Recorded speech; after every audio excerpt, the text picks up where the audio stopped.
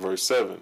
So also is it of him that soweth for self. He shall reap a harvest of selves, and thy gods will be for themselves, and thy marshals and all thy hosts, everyone pulling in an opposite way.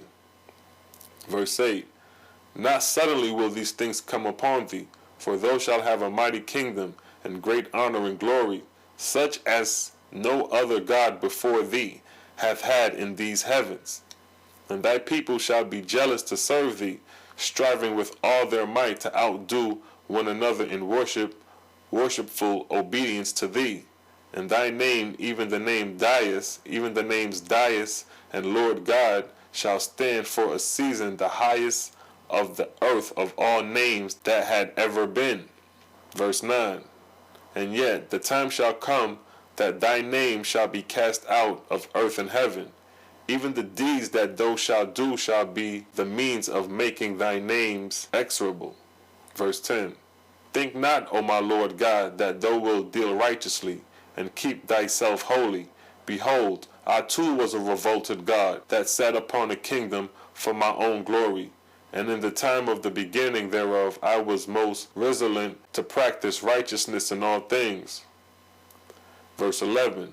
But the surroundings overcame me, for as I was allied to self, so selfish officers under me beset me on all occasions, and I was forced to find new places and new glories for them, or by their grumbling they would sow my fields with mutiny. I was powerless in the great kingdom I built up, thou knows the rest. Verse 18. Thou art like a man desirous of great bulk, that shutteth up the pores of the skin of his flesh. Thou seeks to shut up the course of the heavens that rise out of the earth upward forever. And as the one choketh up with a foul smell, and dieth, so shall it be with thy kingdom. Behold, the way of everlasting light is outward and onward, and away from the corporeal world, but the way of darkness is toward the earth. Verse 23. I profess not love to thee, ANUHASAJ, but justice towards them beneath thee. For thou shalt hoodwink mortals and even angels of little experience, to believe thou art the very Creator.